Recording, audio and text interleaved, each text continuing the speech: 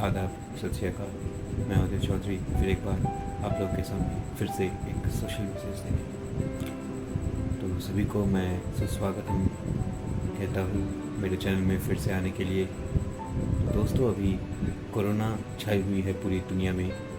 हम सभी कुछ काम नहीं कर पा रहे, सभी घर में बैठे हुए हैं। तो यही सही समय है कि हम लोग अपना चरित्र गठन करें, यानी कि कुछ प्रिंसिपलिटीज़ मान के कुछ ऐसा काम करें जिससे हम अपने आप को तैयार कर सकें कि अगले जो भी मुकाबला, मतलब जो भी चीज़ हम करना चाहे उसे सही ढंग से करें। और इस काम के लिए मैं आप लोगों को कुछ आइडियाज़ देना चाहता हूँ। ये आइडियाज़ मेरा नहीं, बल्कि मैं एक आदमी, एक विज्ञानी तथा एक राष्ट्रपति को बहुत मानता हूँ। उन्हीं का भाषा में बोलूँगा। उनका नाम है एपीजे अब्दुल कलाम। जब भी मुझे मौका मिलता है मैं उन्हीं का किताब पढ़ता हूँ। तो मेरे पास उनके जितने भी किताब है उनमें से एक किताब मैं पढ़ रहा हूँ, उसका नाम है माई इंडिया। ये किताब देख सकते हैं आप। हाँ, ये उन्हीं का है, माई इंडिया, जिसमें उन्होंने अपने ज़िंदगी की कुछ बातें हम लोगों से शेयर किया है। तो मैं आप लोगों को कुछ ऐसी बातें बताने वाला हूँ। तो शुरू करते हैं। हम सभी को ज़िंदगी में सबसे ज़्यादा क्या चाहिए? जी, ये मैं नहीं बल्कि अब्दुल कलाम साहब कह रहे हैं, जो हम लोग का चरित्र गठन करवाता है।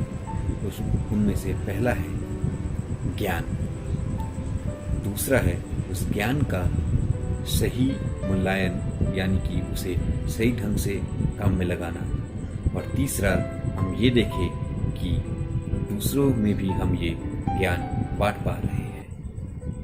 तो पहले ज्ञान का बात करते हैं। जब मद्रास का एक इंजीनियरिंग कॉलेज में हमारे माननीय अब्दुल कलाम जी एरोनॉटिकल इंजीनियरिंग पढ़ रहे थे, तब उनके घर रामेश्वरम में बहुत बड़ा सा एक तूफान आया। उनको अचानक खबर मिला, तो वो जाना चाहते थे अपने घर वापस, लेकिन उनके पास, बेचारे के पास पैसे नहीं थे। बस 60 रुपया का कमी की वजह से वो अपने घर तक नहीं जा पा रहे थे, उनके पास पैसे नहीं थे। उन्हें एक आइडिया सूझा। उनके पास एक किताब था, द थ्योरी ऑफ इलास्टिसिटी, जिसको लिखने वाले का नाम कहूँगा तो आप लोग हैरान हो जाएंगे शायद, इमोशन को और गुडियर, जिन लोगों ने, जो तो महान विज्ञानी थे ही, उन लोगों ने इलास्टिसिटी के ऊपर बहुत बड़ा एक्सपेरिमेंट किया। तो ये किताब उनको एक प्रोफेसर ने दिया था गिफ्ट में, जिनका नाम था लक्ष्मण स्वामी मुदलियर, जो मद्रास इंस्टीट्यूट ऑफ टेक्नोलॉजी के प्रोफेसर थे। उनसे खुशी होके, यानी कि अब्दुल कलाम से खुशी होके उनको ये तोहफा दिया गया था। लेकिन उनके पास कोई चारा नहीं था किताब को बेचने के अलावा। किताब का दाम उस बाज़ार में 400 रुपया था। सोचिए, 400 रुपया। लेकिन किताब का असली दाम वो नहीं है। किताब का दाम, कीमत एक विद्यार्थी को मालूम है कि क्या है। तो उनके पास कोई चारा नहीं था इस किताब को बेचने के अलावा। वो उस किताब को लेके चेन्नई के एक बाज़ार में गए, जहाँ पे सेकेंड हैंड किताबें बेचा जाता है, मूर मार्केट नाम है उसका। तो वहाँ पे उन्होंने एक दुकानदार को वो किताब दिया। उस दुकानदार ने पहला पन्ना खोलते ही उसमें देखा कि लिखा है, with best regards and best wishes from Lakshman Swami Mudaliar, Professor of Madras Institute of Technology। ये देखते ही वो दुकानदार हैरान हो गया और अब्दुल कलाम साहब से कहा कि भाई, ये तुम क्या नाटक कर रहे हो? ये किताब तो तुम्हें तोहफा में मिला था, इसे क्यों बेच रहे हो तुम? ये तो ज्ञान का चीज़ है। तब अब्दुल कलाम जी ने उनको कहा कि अंकल, इसे बेच दीजिए। मुझे मेरा गांव जाना, रामेश्वरम जाना बहुत ज़रूरी है। मुझे 60 रुपये का आवश्यकता है। 60 रुपये के बिना नहीं होगा। आप बेच के जितना भी रकम हो सके मुझे दीजिए, लेकिन 60 रुपये कम से कम आप मुझे दीजिए ताकि मैं घर जा सकूँ। अब दुकानदार का महानता के बारे में बताता हूँ। उस दुकानदार ने कहा उसे, लो बेटा, 60 रुपये तुम ऐसे ही रखो, मुझे नहीं बेचना ये किताब। मैं ज्ञान नहीं बेचता, किसी का सपना नहीं बेचता। तब अब्दुल कलाम जी ने उनको कहा कि ठीक है, बहुत बहुत मेहरबानी आपकी, लेकिन मैं गाँव से जब ही लौटूंगा आपको ये 60 रुपये ज़रूर लौटाऊंगा। तो अब्दुल कलाम ने तो उनको लौटा दिया गांव से वापस आके, और वो किताब ले लिया। लेकिन उन्होंने अपना ऑटोबायोग्राफी में उनका नाम जिक्र किया है, क्योंकि अगर वो दुकानदार नहीं होता, अगर वो दुकानदार सचमुच नहीं होता, तो आज शायद अब्दुल कलाम इतना बड़ा नहीं हो पाते। उनको इस बात का अहमियत, इस ज्ञान का अहमियत कभी पता ही नहीं चलता कि ज्ञान क्या होता है, ज्ञान का कदर क्या होता है। ये था पहला चीज़ जो अब्दुल कलाम से मैंने सीखा है। अब दूसरी चीज़ पे जाता हूँ, दूसरी बात पे, जिससे हम लोग का चरित्र गठन होता है। मैंने कहा था ज्ञान का सही मूल्यांकन करना। इसके लिए अब्दुल कलाम जी ने मैरी क्यूरी नामक एक विदेशी विज्ञानी का जिक्र किया है। वे एक औरत थे और यही दुनिया के एकमात्र इंसान है जिनको दो बार नोबेल प्राइज मिला है। इन्होंने सही मूल्यांकन किया था अपने ज्ञान का। इस महान विज्ञानी ने, जिनका नाम मैरी क्यूरी था, उन्होंने रेडियो एक्टिविटी का थ्योरी आविष्कार किया था। और शायद आप लोग जानते होंगे या नहीं भी जान सकते, एक्सरे मशीन, दुनिया का पहला एक्सरे मशीन के ऊपर काम भी इन्होंने ही किया था और आविष्कार भी किया था।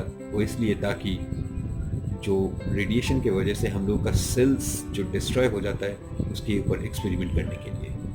और बड़ी दुख की बात है, यही मैरी क्यूरी इंसानियत के लिए काम करते करते एक दिन इस रेडियो एक्टिविटी के रेडिएशन की वजह से ही अपना जान गंवा बैठे। तो इन्होंने अपना ज़िंदगी पूरा विज्ञान तथा ज्ञान और इंसान के भलाई के लिए कुर्बान कर दिया। अब आते तीसरी ज्ञान की, यानी कि जिससे हम लोग का चरित्र गठन बहुत अच्छी तरह से हो सकता है, और जो अब्दुल कलाम ने सिखाया है सभी को, वो है हम वो ज्ञान सभी में बांट दें और ये देखें कि सभी हंसी खुशी के साथ ज्ञान अर्जन कर पा रहा है। और इस बात को प्रमाण करने के लिए उन्होंने अपने ऑटोबायोग्राफी में सीवी रमन का नाम जिक्र किया।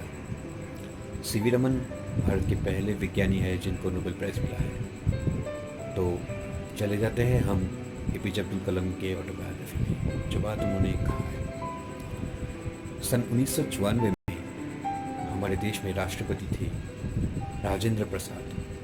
उन्होंने तय किया था कि उस साल भारत रत्न दिया जाएगा सीवी रमन को रिपब्लिक डे के दिन। तो चिट्ठी भेजा गया था उनको, यानी कि सीवी रमन को, राष्ट्रपति की तरफ से।